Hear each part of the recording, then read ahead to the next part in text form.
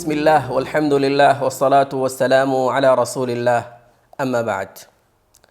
الله رب العالمين د عبادتونو د پاره او د ګناهونو نه د پاکوالي د پاره مختلف موسمونه انسانانو له ورکړي دي.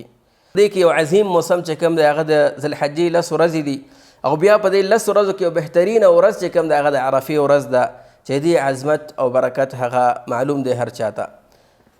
د هغې عظمت او برکت ځینې دا دی چې په دې ورځ باندې د حج هغه عظیم رکن چې کوم دی چې هغه د عرفات په میدان کې ودرېدل دي چې هغې نه بغیر حج نه کېږي هغه ادا کېږي.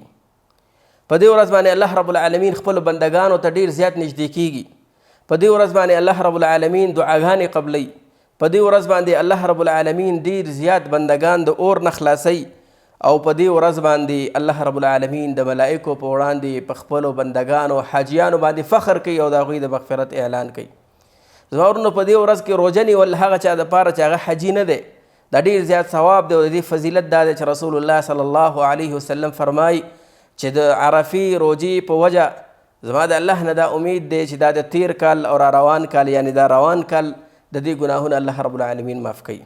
یعنی د یو ورځ روجې چې هغه د عرفې روژه ده څوک چې په حج کې نه دی د حجین نه بغیر دی چې هغه دا روژه ونیسي دې په وجه الله رب العالمین د دغه انسان د 2 کالو ګناهونه هغه ختموي.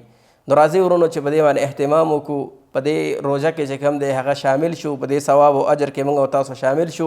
الله رب العالمین د موږ او تاسو دې ورځې ته ورسوي او الله رب العالمین دې موږ او تاسو له په دې 10 ورځو کې د عبادت توفیق راکړي. وصلی الله علی النبي محمد وعلى آله وصحبه اجمعین.